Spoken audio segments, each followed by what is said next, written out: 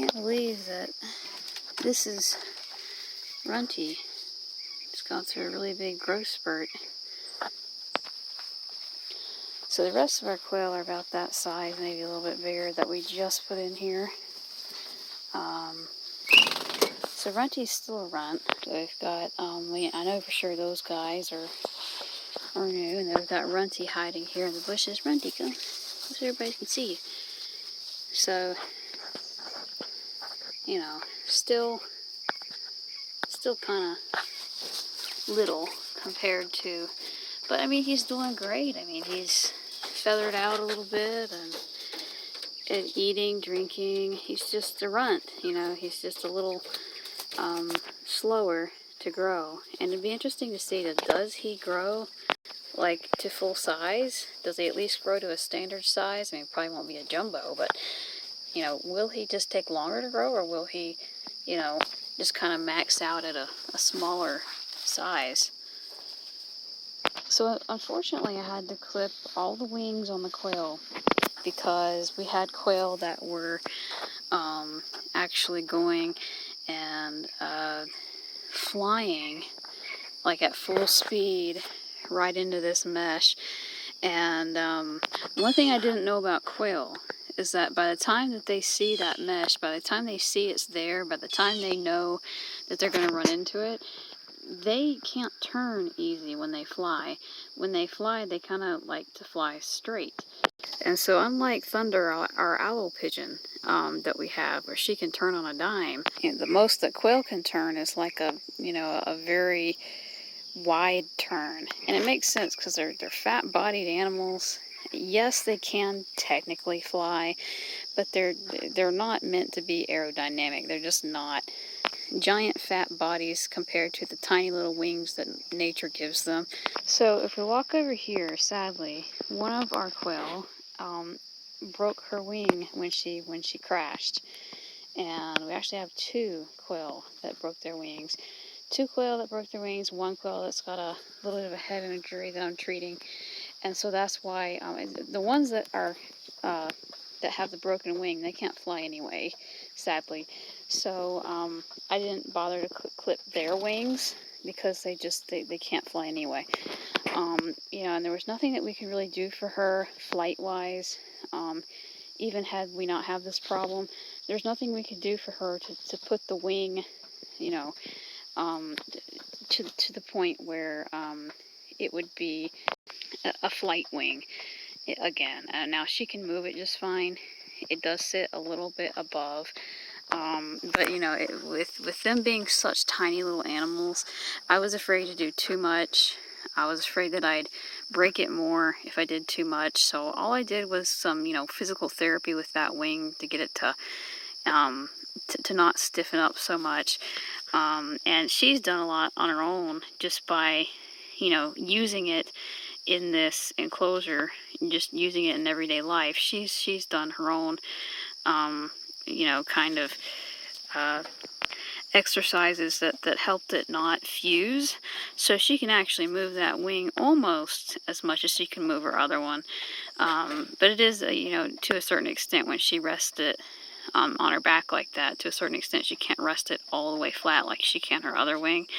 So I wish I would have known this before, because I thought having a place that's, you know, this huge, right? I mean, that's huge. I thought the quail would avoid these walls, especially. I thought they would learn. And you would see that they knew they were about to hit the wall. You could tell that they were trying to stop. And they just could not stop, because, you know, their bodies were not designed to turn or to hover. Quail, when they fly, they kind of just have one speed. And unfortunately, that can be really, really powerful. Sometimes they'd fly straight up and you know, hit that, but most of the time they were flying into this mesh. I don't like to trim wings, because I do like them to at least have a little bit of flight. The quail, they kind of now fly like a chicken. That's how I've got their wings clipped now. So really, just about right after they jump, they start gliding down again. And For quail's a little bit different than a pigeon, because a quail, they spend most of their time on the ground anyway. The only time that they really fly is when they either, get startled, or when they're lazy and they just don't want, or they are impatient and just don't want to walk from, one end to the other. But most of the time it's because they're actually startled. Most of the crashes that I saw was, when I go to put them up at night and some didn't want to be put up, and then they'd fly, either straight up or straight, out.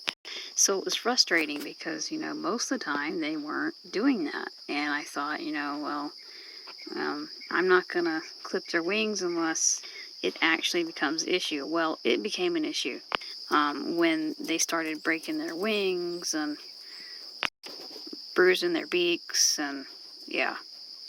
And the one that has the actual, internal injury in its head, I don't know, to be honest with you, whether or not he's going to live. He's eating and drinking, but he's got some twitching, and he's got a little bit of swelling. So, I don't, he doesn't seem to be in pain. He just seems to be, having a neurological response to that injury that he cannot control. So he's kind of stargazing.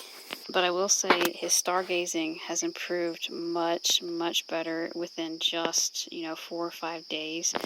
He used to not be able to hold his head still like that at all. So, Nordic's been through a lot. Nordic was, sadly, he was bullied by a male pigeon at one point. I had to nurse him back to health, and now this. I do feel very sorry for him. But, he's only like 1 or 1.5 feet away from the main flock. He's keeping up with them. He's always wherever they are, and that's a good sign, But I don't want him to be in pain. I don't want him to be in so much pain that he loses quality of life. So we're really going to have to check that and watch that. I mean, he's definitely aware of what's going on. He watches everything. When everybody else is moving around, he's moving around too. It's just heartbreaking to see him like that, and to see him, there he goes, there he's doing the stargazing thing now, because I made the mistake of not clipping their wings and thinking that they would have more control over their flight, just assuming that, with not ever researching it, not ever looking into it. But the good news is no one is going to get an internal head injury again. No one's going to get a broken wing again. No one's going to get any injury ever again from that, because it is now physically impossible for them to do that with their wings clipped. So yeah, I'm a big do not clip wing person, but in this circumstance, it made the most sense. My whole purpose for giving them this was so that they could feel free.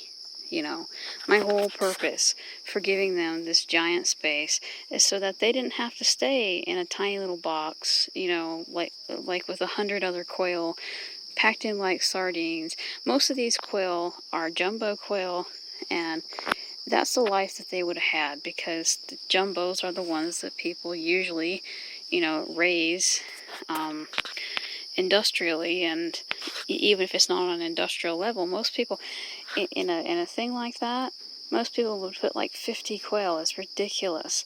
And these are just their little hutches that they go in to sleep at night. Thunder's got the top hutch, and then the older flock that's been in here the longest has got the bottom, and then the newer flock has got that. To be honest, once they integrate, and I may just put them all in the same place. But anyway, or I may put some in with Thunder. Thunder is really, really nice about accepting newcomers, which is awesome. She doesn't even really bother Runty. Runty was drinking where she was drinking in the water dish earlier, and she didn't like that, just because she doesn't like anybody in her personal space. But she just very, very, politely kind of just barely tapped his head, and didn't hurt him at all, or her. I don't know what Runty is yet. And Runty was so unfazed by it. Runty wasn't scared at all. Which, he has gotten scared before when he was picked on by some mean quail. and I talked about in another video, he's probably a runt because he got, when he was born, he didn't walk right. Now he does. But he didn't walk right when he was born, and I didn't find anything wrong with his legs. He just wouldn't walk. He, like, kind of shuffled. And I think everybody else was like, oh, he walks weird. Let's, take advantage of that. And not everybody, but a lot of other quail decided to do that. The ones that kind of just are born more aggressive will pick on the weak ones.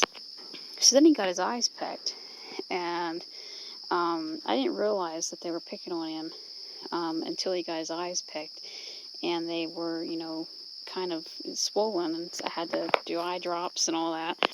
Which, stuff is going to happen. You really try to observe them, but your best luck is that, they actually do something when you're observing them, and you can't observe them 24/7. And what I've found is that they act totally different when I'm gone than when I'm there, and I don't always see it. And so a lot of times you miss the beginning subtle signs that you've got a bigger issue later. You miss those signs of aggression, because by the time that they do it when you watch them, when you're watching them, they're already, doing some really obvious things.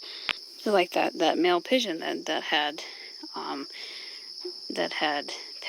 pecked on Rudik's head. Sorry, Nordic. Wow, I have to have too many. I put two different names together from two different roosters. Wow. So anyway, Nordic has, been fine with everybody else. No one else, ever wanted to bother him. But that one pigeon was crazy. And the weird thing was that the first time that pigeon was introduced, I'd give it about 4 or 5 days. And, he did not seem to bother anybody. And only about after a week is when he wanted to bother everybody. And, he's the new guy, and Nordic was the old guy, and somehow they, any male, he would go from one end all the way to the other end just to pick on a male. I mean, it was pretty bad aggression. For whatever reason, some of them are just mean. And you really have to watch for that. You really have to, as they keep maturing too, because once they hit puberty, then you've got ones that were always sweet little docile things that might start being aggressive. So as of right now, nobody's really bothering Runty. No one's bothering Nordic. They're the two most physically challenged birds in here right now for different reasons, obviously. And that's exactly what I wanted to see. I was a little bit worried about, Runty's size, and probably have to find a better name for him, although Runty's kind of fitting. I may keep it, I may change it. I think if Runty stays little, it might be even more fitting, as an adult. But anyway, everybody else is ready to come into this. They're almost the same size as adults, almost full grown. And it would be worse to put everybody else in here and then wait, for Runty, because then Runty's going to have to reestablish all the status any status he possibly ever had. It's best just to keep the flock together, and he's really gone through a growth spurt since we put him out here. I actually think that the excess space, since it's so much bigger than the brooder, that all that excess space, he's got ample opportunity to eat the food without someone else coming over and stealing it. He's always been a really big fighter, and if he's hungry or if he's thirsty, if he needs anything, he's never been shy about making it known that he's going to get it. And it's been amazing to see just how well he's held his own with being like half the size. He used to be a third of the size, if you watched my earlier video. So at this point, Runty's got a very good outlook. He probably is not going to have too much challenges in life going forward. He just may be a little smaller. And because Nordic is getting a little bit better and having less symptoms, I think he may actually pull through too. So that's it, and we will, of course, keep you updated on what happens here in the quail pen, as well as out there in the chicken yard. Probably next update won't be for a few weeks, though.